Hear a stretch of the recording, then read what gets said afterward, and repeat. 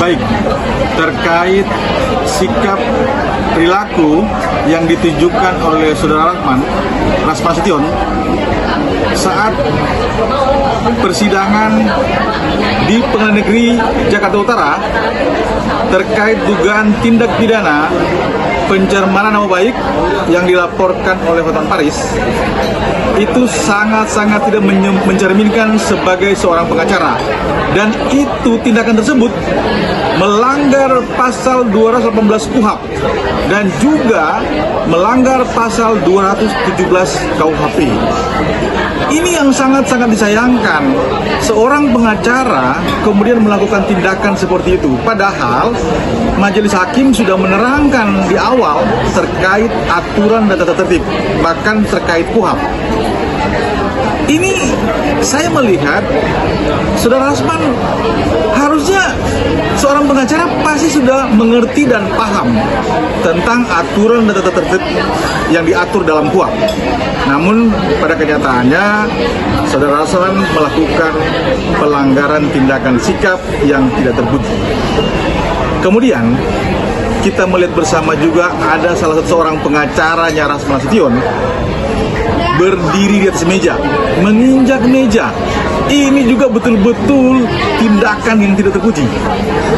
Padahal seorang pengacara dalam hal dia melakukan protes terkait keberatan, tentunya dia harus tunjukkan kemampuan saat dia berargumentasi, melakukan narasi, tentunya dengan dasar hukum. Tapi ini tindakan yang dilakukan, ya kalau saya bilang, mohon maaf, seperti preman jalanan. Ini yang sangat-sangat disayangkan mereka sebagai rekan sejawat kami. Demikian, dalam aturan di persidangan sudah jelas diatur di KUHP. Di KUHP dinyatakan dengan tegas bahwa seorang yang di persidangan tidak boleh melanggar aturan tata tertib, tentunya yang sudah disampaikan oleh pengadilan. Apalagi mereka tidak menghargai persidangan. Itu jelas di bawah persidangan, di bawah pengadilan, itu betul-betul sudah dilanggar oleh rekan-rekan sejawat ini. Ini yang saya katakan tadi, sangat-sangat disayangkan. Ini kan pengacara, mereka sekolah paling minimal sekolah 4 tahun. Ya kan, kemudian juga dia ikut PKPA, pendidikan khusus Polri advokat.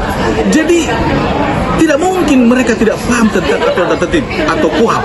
Tidak mungkin. Ini ada unsur kesengajaan untuk mereka melanggar atau menabrak terkait KUHP tersebut. Masalah hukuman nanti Rasman Sution otomatis kemungkinan besar ya, ini kan sudah mengecewakan majelis hakim. Ini otomatis dia akan menjadi maksimal ancaman hukumannya. Tapi ini tergantung, kalau memang pihak kehakiman akan mengambil tindakan tegas, otomatis Rasman akan kena. Tapi yang jelas, saya sudah tegaskan tadi, Saudara Rasman dan teman-teman pengacara tersebut, terutama yang naik di atas meja, itu melanggar pasal 218 KUHP dan melanggar KUHP.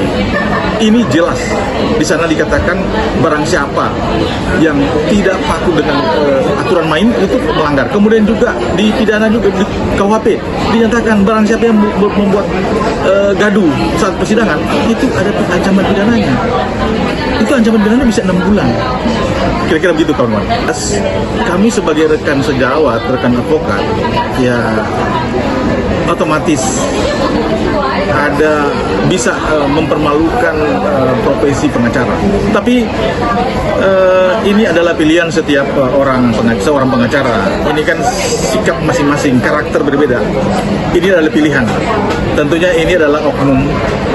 Sebagai oknum pengacara yang telah melakukan ini, tidak semua kan pengacara seperti itu. Tapi yang jelas sesama rekan, kami sangat sayangkan apa yang dilakukan oleh Saudara Rasman dan juga teman-teman pengacara pada saat di dalam persidangan di Pengadilan Negeri Jakarta Utara.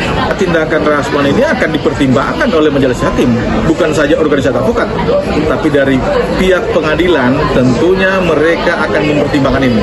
Bisa jadi mereka akan melakukan tindakan tegas terhadap Rasman terkait persidangan dalam pengadilan. Mungkin bisa terjadi mereka mengambil tindakan tegas bahwa Rasman tidak akan bersidang di pengadilan. Tapi itu adalah ranah daripada pihak pengadilan dan majelis hakim. Kita tunggu saja nanti apa yang diputuskan oleh pihak kehakiman dan pengadilan. Demikian. Baik. Rasman meminta semua hakim diganti. Tentunya ini kewenangan daripada ketua pengadilan. Bicara protes, sah-sah saja seorang pengacara untuk melakukan keberatan dan protes, tentu dengan cara-cara yang elegan, bukan dengan cara-cara seperti ini. Apalagi bicara soal masalah sidang tertutup. Ini sudah kewenangan hakim, karena memang hakim menilai bahwa di dalam persoalan Rasman ini ada unsur kesusilaan.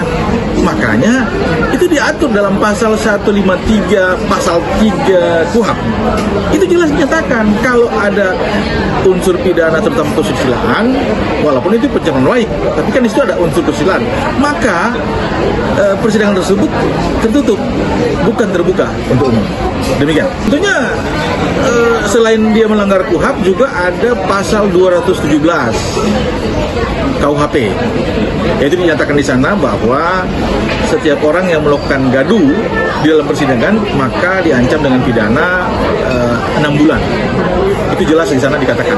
Nah, tapi ini semua kembali keputusan daripada majelis hakim pihak pengadilan Jakarta Utara, apakah mereka akan mengambil tindakan tegas terhadap Rasman atau melaporkan. Itu memang ranah daripada pihak pengadilan Jakarta Utara. Demikian. Tadi ketika Rasman mendekati Hotman Paris, kemudian Hotman tidak bereaksi, kelihatannya memang Hotman cukup tenang, tapi kita nggak tahu apakah Hotman tenang atau takut. Ini kan kita tahu bersama, mereka berdua ini, pengacara dua ini dari dulu sudah saling berseteru. Jadi ini adalah unsur mungkin dendam pribadi, sehingga juga hal ini terjadi. Ini jadi pelajaran buat mereka berdua, karena dua-duanya sama-sama melakukan hal-hal yang tidak mencerminkan wibawa sebagai seorang pengacara. Saya pikir sama, cuma memang tadi Hotman terlihat memang lebih tenang, lebih elegan. Tapi yang jelas ini ada penyebab kenapa mereka seperti ini, karena sama-sama saling nyerang. Ini juga jadi pelajaran buat rekan-rekan lawyer, pengacara, terutama yang pengacara muda. Jangan sampai ikutin cara-cara seperti ini. Ini saya tegaskan bahwa ini cara-cara yang tidak benar. Ya, bukan saya tendensius terhadap Hotman Paris dan terhadap Rasman, tapi cara-cara mereka jelas saya katakan ini dengan tegas, cara-cara yang tidak benar sebagai seorang lawyer. Demikian.